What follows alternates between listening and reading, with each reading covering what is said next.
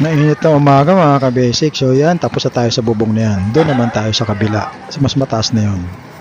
So yun, napakainit mga ka-basic. Sarado pa sila eh. So yan, gold tube na tayo dyan mga ka-basic. So dito naman tayo sa taas. Napakainit na naman ang panahon natin ngayon.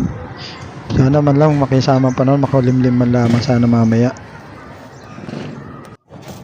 So yun, dito na tayo sa pinakamataas. Una natin ginawa dyan mga ka-basic kasi dyan daw yung may malakas din daw na tulo dyan sa may kwarto na yan. Sa may tapat na yan, kwarto nila yan eh. So yung mga nakita ko kasi dyan yung mga dugtungan nakanga, mga nakanga mga ka-basic. So kailangan natin na i-repeat muna lahat yan.